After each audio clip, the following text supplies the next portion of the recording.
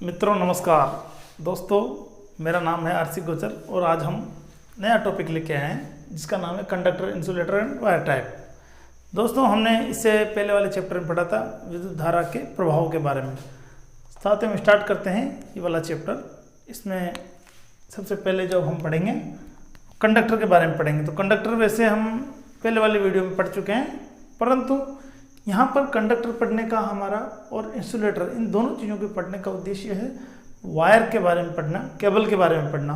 तो केबल ऐसा वस्तु है साथियों, इसमें दोनों होते हैं, एक इंसुलेटिंग मटेरियल भी होता है और एक कंडक्टिंग मटेरियल भी होता है। तो इसलिए इन दोनों को पढ़ना यहाँ पर जरूरी है। अब साथ ही हम बात करते हैं कंडक्टर की। तो कंडक्टर किसे कहते हैं दोस्तों, इसके बारे में थोड़ा सा यहाँ पर बात करते हैं। कंडक्टर क्या होता है दोस्तों, जो करंट के रास्ते में कम प्रतिरोध का मतलब होता है रेजिस्टेंस, या हिंदी में हम इसे समझने के लिए रुकावट भी बोल सकते हैं, उत्पन्न करें।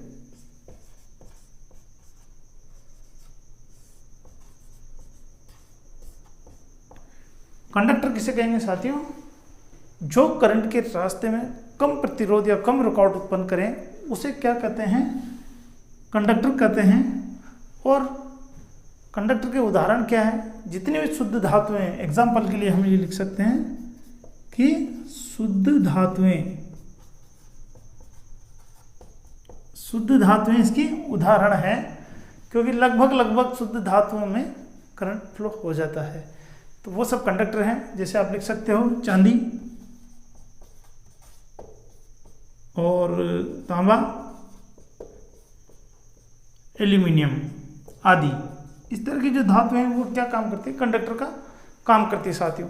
अब हम यहाँ कंडक्टर, हमारा पढ़ने का उद्देश्य क्या है, केबल के बारे में हमें जानकारी लेना, जिससे हम समझ पाए केबल को, इसलिए हम कंडक्टर का रिवाइज कर रहे हैं। अब साथियों, इसके गुण भी हमको ध्यान में होना चाहिए। कंडक्टर में जो चालकीय पदार्थ है, कंडक्टर मटेरियल है, उसका क्या क्या गुण होना चाहिए, क्या क्या क्वालिटी होनी चाहिए साथियों। तो इसमें क्वालिटी होती है, एक तो इसमें वो क्वालिटी होनी चाहिए जिससे हम क्या करें, उसको आसानी से वायर में यूज़ कर सकें। अगर वो महंगा होगा या मान लो कि उसकी तार खींचने की क्षमता नहीं होगी, आसानी से टूट जाएगा, तो उस मटेरियल को हम यूज़ नहीं कर सकते। तो ऐसे कंडक्टर, हमें ऐसे कंडक्टर चाहिए, ऐसे चाल के पदार्थ चाहिए जो आसानी से, जिनका वायर खींचा जा सके और सुगमता से उपलब्ध हो। तो इनमें कौन कौन से गुण होने चाहिए साथियों। पहला गुण तो ये है कि इसमें लचीलापन होना चाहिए। कौन सा गुण होना चाहिए, लचीलापन। अगर वायर में लचीलापन है तो वो आसानी से ट्विस्ट हो जाएगा, टूटेगा नहीं। हम उसको गोल गोल लपेट के एक स्थान से दूसरे स्थान पर हम ले जा सकते हैं। अगर मान लो ये लचीलापन नहीं होगा तो जैसे आप उसको गोल लपेटोगे तो वो टूट जाएगा। दूसरा साथ ही इसमें क्या गुण होना चाहिए, ये कम कीमत पे मिलने वाला होना चाहिए, मतलब ये सस्ता होना चाहिए। अगर मान लो ये आपकी कैपेसिटी से बाहर है खरीदने की कीमत से, तो आप इसको खरीद नहीं पाओगे। तो ऐसी स्थिति में हम इसका यूज़ नहीं कर पाएंगे। तो कंडक्टर का मेन है ये लचीलापन होना चाहिए इसमें। दूसरी ये सस्ता होना चाहिए, कम कीमत वाला होना चाहिए। अगला इसमें है क्वालिटी, तन्यता। ये मैं आपको बोला था, तन्यता वो मटेरियल, तन्यता उसे बोलते हैं कि तार खींचने की क्षमता। जैसे आप ये पहने, हमें अगर इसको खींचें तो ये तार के रूप में परिवर्तित हो जाना चाहिए बिना टूटे, उस गुण को कहेंगे तन्यता। तो ऐसे पदार्थ कंडक्टर होने चाहिए जिनमें तन्यता का गुण होना चाहिए। दूसरा क्या होना चाहिए साथियों, आसानी से ज्वाइंट हो जाना चाहिए। आसानी से, अगर मान लो कहीं टूट जाए तो हम उसे आसानी से क्या करें, ज्वाइंट कर सकें, ऐसा इसमें गुण होना चाहिए। इसके अलावा और क्या गुण होने चाहिए आपके हिसाब से बताओ आप। इसके अलावा होने चाहिए साथियों इसमें मैकेनिकल स्ट्रेंथ, यांत्रिक रूप से मजबूत होना चाहिए। मैकेनिकल स्ट्रेंथ इसका मजबूत होना चाहिए। यहाँ यांत्रिक शक्ति आप लिख सकते हो, यांत्रिक शक्ति। और इसके अलावा साथियों इसमें देखो, जंग नहीं लगना चाहिए, जंग, इसको हिंदी में बोलते हैं संसारण। तो संसारण का गुण नहीं होना चाहिए, जंग लगने का प्रकृति एक अच्छे मटेरियल्स में कम होना चाहिए। दूसरी क्या क्वालिटी होना चाहिए साथियों चालक में, इसमें क्या होता है कि इसकी चालकता उच्च होनी चाहिए। चालकता ये आपको आगे पढ़ाया जाएगा। चालकता का मतलब है कि इसमें करंट फ्लो करने की क्षमता बहुत ही अच्छी होनी चाहिए। अगर अच्छी होगी जब भी तो हम उसका वायर में यूज कर पाएंगे।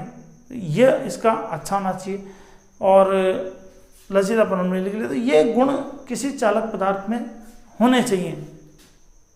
ये गुण सब होने चाहिए। इसके अलावा साथियों हम बात कर लेते हैं इंसुलेटर की। अब इंसुलेटर किसे कहेंगे? तो इंसुलेटर कहेंगे साथियों जो करंट के रास्ते में अधिक प्रतिरोध उत्पन्न करें। जो करंट के रास्ते में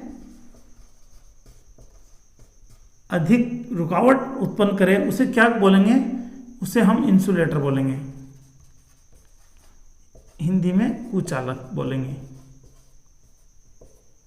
समझ गए? अत्यधिक जब वो प्रतिरोध उत्पन्न करेगा तो उसमें से करंट फ्लो नहीं हो पाएगी, और अगर करंट फ्लो नहीं हो पाएगी तो हम उसको क्या कहेंगे? इंसुलेटर कहेंगे। अब इसका भी उपयोग वायरिंग में किया जाता है, केबल में किया जाता है। केबल का जो ऊपर वाला जो आप सिरा देखते हो जो प्लास्टिक का रहता है, रबड़ का रहता है, ब्लैक कलर का, तो वो उसी मटेरियल को हम क्या कहेंगे? इंसुलेटर बोलेंगे। समझ गया? और केबल के जो अंदर का सिरा होता है, इसमें वायर होता है, उसको क्या बोलेंगे? हम कंडक्टर बोलेंगे। देखो इसीलिए ये परिभाषा यहाँ पर रिपीट की गई है कि कंडक्टर और इंसुलेटर ये किसी वायर के लिए, केबल के लिए हम इसका यूज़ करेंगे। तो केबल के अंदर कंडक्टर क्या होता है? जो उसके अंदर वाला सिरा जो धातु का बना होता है वो तो होता है कंडक्टर, और उसका बाहरी आवरण जो रबड़ का बना होता है वो क्या होता है साथियों? इंसुलेटर। तो आपके इंसुलेटर समझ में आ गया होगा। अब इंसुलेटर के हम एग्जाम्पल देख लेते हैं इंसुलेटर के बारे में। तो मिटाता हूँ साथियों, इसके उदाहरण क्या है साथियों? जैसे कि इसके उदाहरण है इंसुलेटर के उदाहरण है साथियों पीवीसी, जो हमारी केबल के ऊपर प्लास्टिक कोटेड होता है। इस पीवीसी इसका उदाहरण हो गया। दूसरा इसका उदाहरण हो गया साथियों पोर्सिलीन। पोर्सिलीन को बोलते हैं साथियों चीनी मिट्टी। एक ही बात है, पोर्सिलीन बोलो या चीनी मिट्टी बोलो। जो हीटर की प्लेट बनी होती है तो यह भी क्या है? इंसुलेटेड मटेरियल है, करंट को फ्लो नहीं होने देते। हमने लिखा पीवीसी होता है। और इसके अलावा क्या होता है साथियों? माइका, जिसको हम बोलते हैं अभ्रक हिंदी में। तो अभ्रक भी क्या होता है? इंसुलेटिंग मटेरियल होता है, प्रेस में यूज किया जाता है। और इसके अलावा बहुत सारे हैं साथियों। ये सूखी लकड़ी भी है, आप लकड़ी भी बोल सकते हो, ये भी इंसुलेटिंग मटेरियल है। तो आपके समझ में आया होगा इंसुलेटिंग मटेरियल क्या क्या है। और कागज जो हम आप पढ़ोगे आगे, मोटर आप कभी वाइंडिंग देखे होगा आपने, वाइंडिंग मोटर का, तो उनके स्लॉट के बीच में एक कागज लगाया जाता है वाइट कलर का, तो वो भी एक पेपर ही होता है। तो वो पेपर वो भी एक क्या है? इंसुलेटिंग मटेरियल है। तो आपके समझ में आएगा इंसुलेटर क्या होता है? जो करंट के रास्ते में बहुत ज़्यादा प्रतिरोध उत्पन्न करता है, मतलब उसको बहने नहीं देता, वो चीज़ क्या कहलाती है? इंसुलेटर कहलाती है। और इसके उदाहरण हमने पढ़ लिए हैं साथियों। जो कंडक्टर है ये, इसका हम वर्गीकरण करते हैं, इसको डिवाइडेड करते हैं, बांटते हैं साथियों। हमने जो कंडक्टर देखे अभी तक वो दो प्रकार के देखे हैं। कितने प्रकार के? 2 टाइप्स। पहला तो है साथियों, हिंदी में लिखता हूं इसको, अनावृत। अनावृत चालक। अनावृत का मतलब होता है, इंग्लिश में इसको बोलेंगे बेयर, PARE, कंडक्टर। बेयर का अर्थ है साथियों नंगे या नंगा तार। नंगा तार का मतलब, अनावृत तार का मतलब होता है कि ऐसा वायर जिसके ऊपर कोई इंसुलेटिंग मटेरियल नहीं हो। मतलब हम ऐसा तार देखते हैं, आपने भी देखा होगा, जो ट्रांसमिशन लाइन जाती है हमारे गाँव में या हमारे जो बड़े बड़े पोलों पे जो लाइन जा रही है, वो उनके ऊपर कोई इंसुलेशन नहीं होता। या 11 kV का भी सप्लाई आ रहा है पावर हाउस से, तो आजकल उस पर तो इंसुलेशन आने लग गया, पर हर जो पहले उनके ऊपर कोई इंसुलेशन नहीं था और अभी भी कई जगह नहीं है। या आपने कोई ऐसे तार देखे होंगे जिनके ऊपर कोई इंसुलेशन नहीं है, डायरेक्ट वायर होता है। तो इस प्रकार के तार को हम क्या बोलेंगे? अनावर्त चालक। अनावर्त चालक किसे कहेंगे? बिना इंसुलेशन वाला वायर, बिना इंसुलेशन वाले वायर को क्या बोलेंगे साथियों? अनावृत चालक या बेयर कंडक्टर कहेंगे। आपके समझ में आ गया होगा बेयर कंडक्टर किसे कहेंगे? जिसमें कोई इंसुलेशन नहीं होता, विदाउट इंसुलेशन का, विदाउट इंसुलेशन के वायर को हम क्या कहेंगे? अनावृत चालक कहेंगे या बेयर कंडक्टर कहेंगे। अब हम बोलते हैं कि इसका उपयोग कहाँ हो सकता है, कहाँ उपयोग होता है साथियों इसका?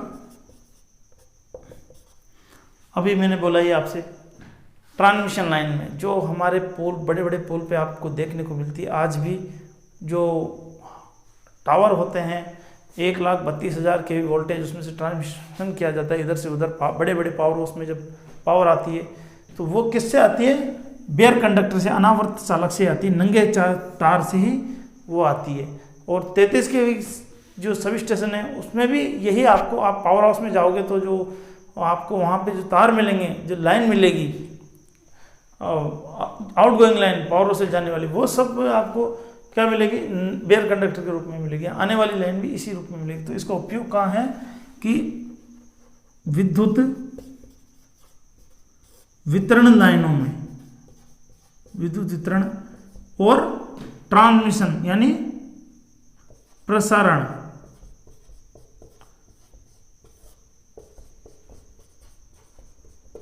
लाइनों में इसका उपयोग किया जाता है। वितरण को बोलते हैं साथियों डिस्ट्रीब्यूशन, इसको बोलते हैं ट्रांसमिशन, प्रसारण को। तो बेयर कंडक्टर का उपयोग कहाँ किया जाता है? ट्रांसमिशन और डिस्ट्रीब्यूशन लाइनों में, पावर हाउस से जाने वाली आने वाली लाइनों में इसका उपयोग किया जाता है, नंगे तार का। इसके अलावा इसका दूसरा उपयोग और किया जाता है साथियों अर्थिंग में।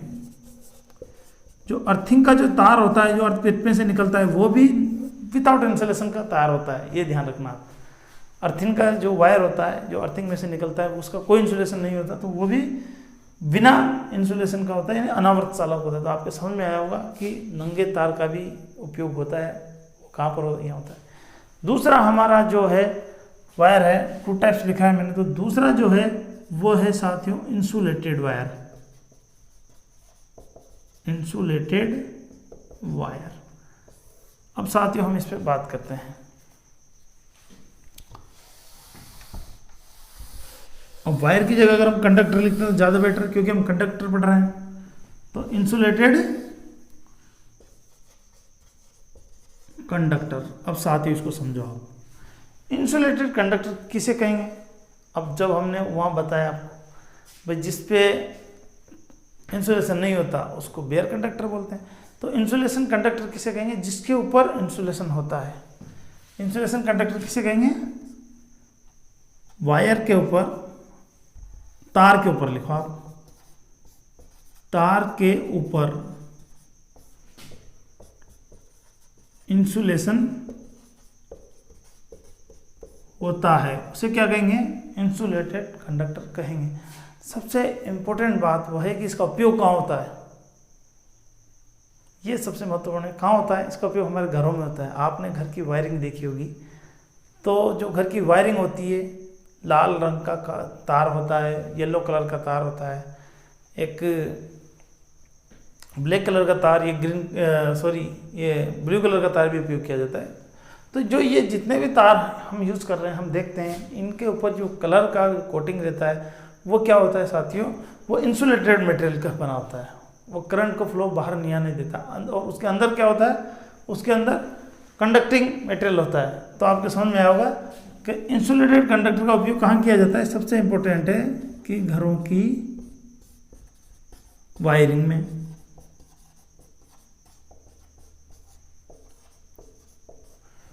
ठीक है दोस्तों, तो ये समझाने का मेरा मतलब था आपको। और इसके अलावा भी इसका एक जगह और उपयोग किया जाता है। अब साथियों ये जो हमने लिखा विद्युत वितरण में, तो ये ओवरहेड हम लोग को लिखना चाहिए यहाँ पे, जो हमारे सिर के ऊपर जो लाइन जाती है उसमें। अगर यही अंडरग्राउंड लाइन जाए, अगर यही लाइन है अंडरग्राउंड, अगर जमीन के अंदर आप बिजली का वितरण करोगे, अंडरग्राउंड विद्युत वितरण लाइनों में अगर ज़मीन के अंदर आप नंगे तार को बिछा दोगे, विद्युत वितरण लाइनों को बिछा दोगे, तो बारिश के मौसम में क्या होगा कि शॉर्ट हो जाएगा और बहुत हानि हो सकती है, करंट फ्लो हो जाएगा उस क्षेत्र में। इसलिए अंडरग्राउंड अगर आपको वायर बिछाना है, अंडरग्राउंड केबल बिछानी है, विशेष परिस्थितियों में बिछानी पड़ती है जहाँ पर पब्लिक ज़्यादा है, ट्रैफिक केबल का ट्रैफिक ज़्यादा है, बहुत सारी केबल्स हैं और ऐसी कंडीशन है कि बाहर निकालना थोड़ा मुश्किल है, तो उसको उस कंडीशन में क्या होता है कि अंडरग्राउंड लाइन बिछा दी जाती है। तो अंडरग्राउंड लाइन हमेशा क्या होनी चाहिए, इंसुलेटेड होनी चाहिए। ऐसा नहीं नंगे तार को अंडरग्राउंड नहीं बिछा सकते। तो नंगे तार को कहाँ बिछाते हैं हम, ओवरहेड लाइनों में। नंगे तार का उपयोग कहाँ करते हैं, सिर के ऊपर जो लाइनें जाती है उसे ओवरहेड लाइन कहते हैं, उनमें। और अंडरग्राउंड लाइन जाएगी साथियों, उसमें क्या करेंगे, इंसुलेटेड कंडक्टर का ही हम यूज़ करेंगे साथियों। अब आगे जब हम बात करते हैं साथियों इंसुलेटेड कंडक्टर की, तो इंसुलेटेड कंडक्टर का क्या फ़ायदा है, इंसुलेटेड कंडक्टर हम क्यों यूज़ करते हैं।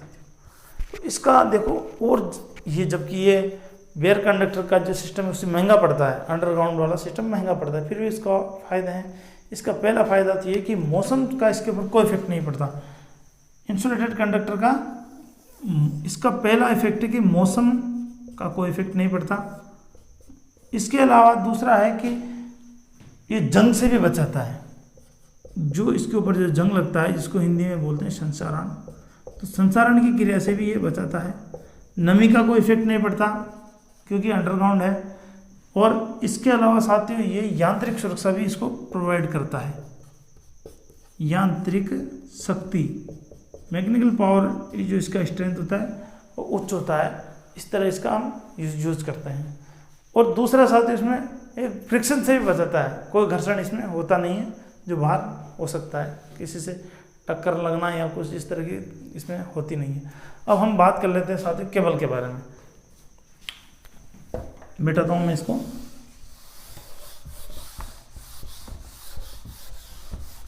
तो मित्रों केबल किसे कहेंगे, केबल या वायर। पहले हम वायर के बारे में बात करते हैं, इसके बाद हम केबल बोलेंगे। वायर लिखा है आपके लिए। तो वायर क्या होता है साथियों, वायर एक कंडक्टिंग मटेरियल होता है, एक चालकीय पदार्थ होता है। वायर क्या होता है, एक चालकीय, मतलब जिसमें धारा का प्रवाह हो, चालक। वायर एक कंडक्टिंग मटेरियल है जो गोल मत लिखो आप यहाँ पर ये लिखो, ये कंडक्टर मटेरियल जिसका व्यास जो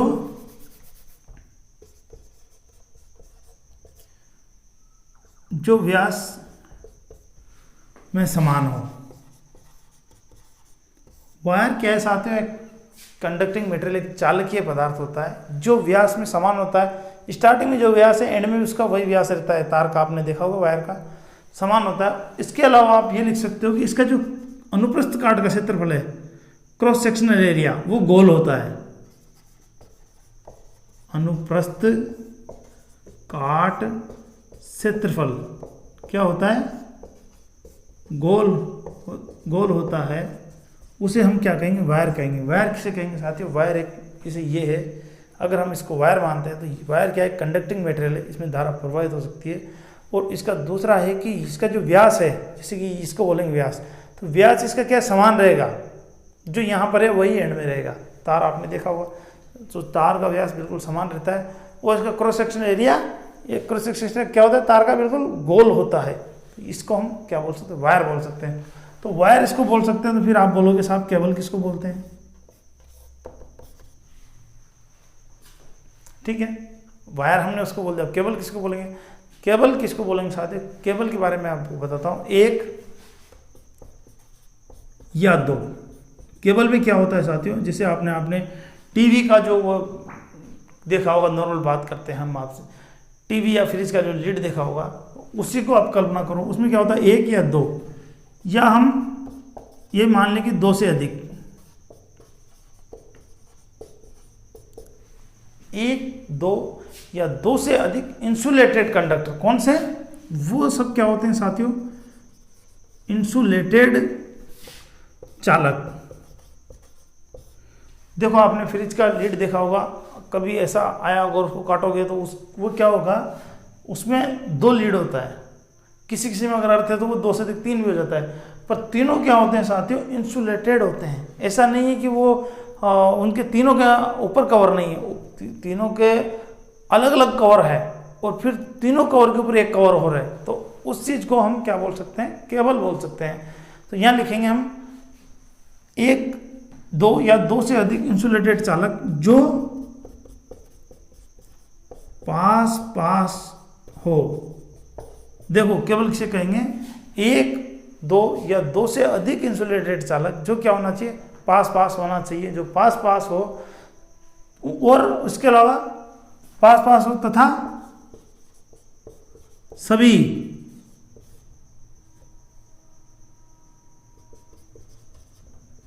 इंसुलेटेड पदार्थ से ढके हो। और देखो मैं यहाँ समझाता हूँ आपको, जैसे कि मान लो कि ये एक तार है, ये तार के ऊपर इंसुलेशन है, पूरा इंसुलेटेड है, दूसरा भी तार है, इसके ऊपर भी इंसुलेशन है, तीसरा भी तार है, इसके ऊपर भी इंसुलेशन है, और इन तीनों के ऊपर भी साथियों इंसुलेशन है। तो इस तरह की स्थिति को हम क्या बोलेंगे, एक केबल का नाम दे सकते हैं। समझ में आया होगा आपको, इस क्या कहेंगे हम, केबल कहेंगे। या फिर हम शॉर्ट एंड स्वीट में यह भी बोल सकते हैं कि कोई भी चालक, एक परिभाषा इसकी ये भी सकते हैं कि किसी भी चालक पर इंसुलेशन हो। अगर कोई भी तार है, अगर उसके ऊपर इंसुलेशन लगा हुआ है तो वो उसको भी हम क्या बोल सकते हैं, केबल बोल सकते हैं। कोई भी, या तो सिंगल तार हो, डबल तार हो, 3 तार हो, 4 हो, 5 हो, 6 हो, कितने भी हो, अगर उनके ऊपर क्या इंसुलेशन लगा है तो उसको हम क्या बोलेंगे साथियों, उसको हम केबल बोलेंगे। अब लास्ट हम बात करते हैं साथियों आपके एक टॉपिक पे बैठाता हूँ मैं, SWG स्टैंडर्ड वायर गेज।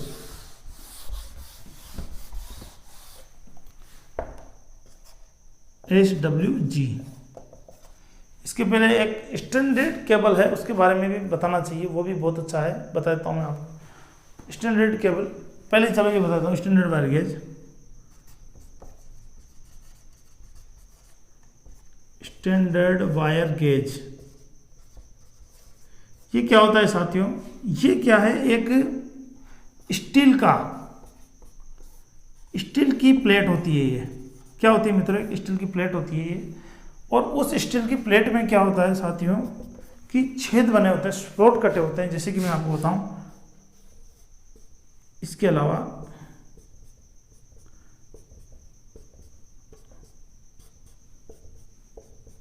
इस तरह दोस्तों, ये क्या है, एक स्टील की प्लेट होती है, ये देखो, इसमें क्या होता है कि इस तरह के स्लॉट कटे रहते हैं।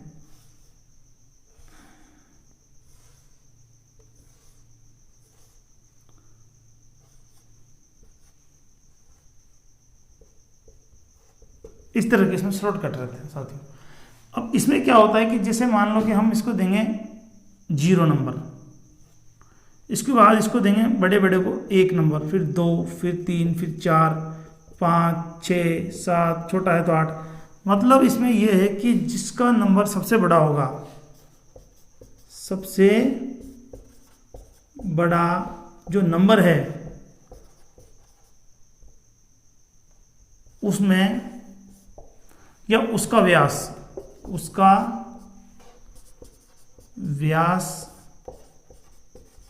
सबसे कम होगा। जैसे मान लो यहाँ हम 0 है तो इसका व्यास सबसे ज़्यादा है, तो सबसे ज़्यादा बड़ा जो व्यास होगा तार का वो किसका होगा, 0 का होगा। स्टैंडर्ड वायर गेज में ध्यान रखना इंपॉर्टेंट यही बात है कि इसका जो सबसे बड़ा, जैसे जैसे नंबर बढ़ेंगे, जैसे जैसे नंबर बढ़ते जाएंगे वैसे वैसे व्यास घटता जाएगा किसी भी केबल का, तार का। और दूसरी बात है कि इसमें जब तार नापेंगे वो कैसा नापेंगे, बिल्कुल जो इंसुलेटेड वायर नहीं, ओपन वायर, बिल्कुल नंगा वायर इसमें हम यूज़ करेंगे। वो नाप सकते हैं। दूसरा, इसमें हम कॉपर का वायर यूज कर सकते हैं, ऐसा नहीं एल्यूमिनियम का यूज करें। स्टैंडर्ड वायर गेज में सिर्फ कॉपर का तार ही हम यूज कर सकते हैं दोस्तों। इसके अलावा अब मैं बात कर रहा था स्टैंडर्ड केबल के बारे में, तो वो क्या होती है दोस्तों।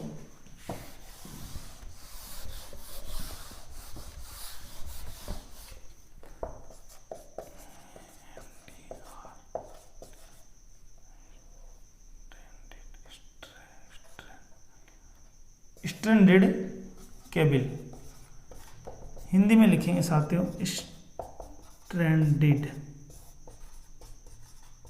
केबल क्या होती है मित्रों, जनरेटिंग स्टेशन से जहां पावर बन रही है, पावर पैदा हो रही है, power generating station, power generating station से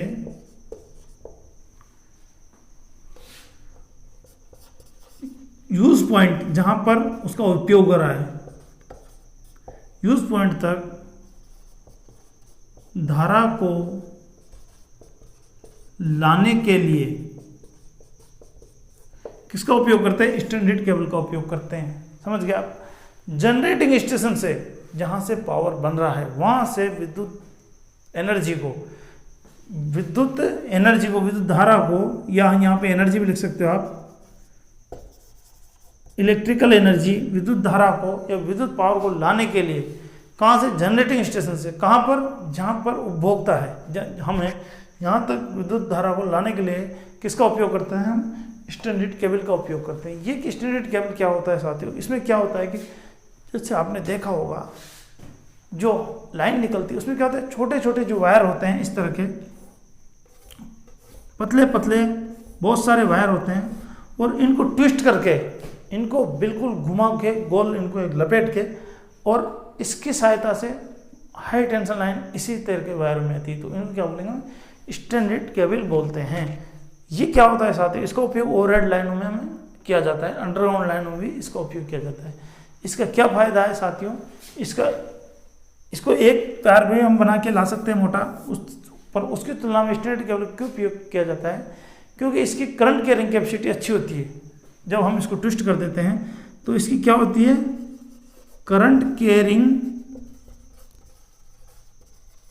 कैपेसिटी इसकी हाई हो जाती है, मतलब धारा को लाने की क्षमता, करंट को केयर करने की क्षमता इसकी क्या हो जाती है, उच्च हो जाती है। इसके अलावा इसमें एक और फायदा है, जैसे बहुत सारे तार एक साथ ट्विस्ट करके आते हैं साथियों, इसमें अगर इनमें से एक वायर अगर टूट गया, सपोज करो एक वायर टूट गया, तो भी इसमें क्या होता है, सर्किट बंद नहीं होता। अगर मान लो एक तार, एक मोटा तार आएगा, वो टूट जाएगा तो सर्किट क्लोज हो जाएगा। पर इसमें अगर बहुत सारे तार हैं, अगर वो बंद भी हो, अगर उनसे एक टूट भी जाएगा तो उसमें कोई इफेक्ट नहीं पड़ेगा, क्योंकि दूसरे तार जुड़े हैं, तो आसानी से पावर सप्लाई आता जाता रहेगा। तो इसका दूसरा बेनिफिट ये है। इसके अलावा साथ ही इसमें मैं बताऊँ आपको, जो कई तारों को लपेट कर लाते हैं तो वो क्या है, उनको गोल कर देते हैं, और वो किस शेप में होते हैं, देखो इसमें होता है, मैं बताऊँ आपको 3, 7, 19, 3, 7, 19, 37, 61 इस शेप में वायर आते हैं। अब आपको ये सोचना यहाँ पर जरूरी है कि ये 3, 7, 19, 37, 61 इसी रूप में इसको क्यों लिया जाता है साथियों, इसी रूप में इसलिए लिया जाता है मित्रों, क्योंकि जैसे 3 वायर है, मैं आपको 1-2 उदाहरण बताऊँ। जैसे 3 है तो 3 वायर 1, 2 और 3, ये इसकी आकृति गोल हो गई मित्रों। गोल आकृति के लिए ये शेप यूज किया गया। जैसे 7 है, 7 में क्या होगा दोस्तों, 1 तो यहाँ आ जाएगा, इसके चारों तरफ 6 आ जाएंगे, 1, 2, 3, 4, 5, ये 6, तो हमें क्या होगा, वो चालक तार गोल मिलेगा। इसी तरह 19 में है मित्रों, 19 में भी जैसे 7 तो हो गया, इसके ऊपर 12 आ जाएंगे, इसके ऊपर 6 है तो 6 के ऊपर 12 आ जाएंगे। तो वो तो ये मान लेने का एक ही मकसद है। आप बोलोगे कि ये मान क्यों लिया, कि तार का है कि गोल रूप हमें मिल जाएगा, इसी तरह इसका उपयोग किया जाता है। तो साथियों ठीक है, आज के लिए इतना ही, मिलते हैं नेक्स्ट वीडियो में। थैंक यू दोस्तों।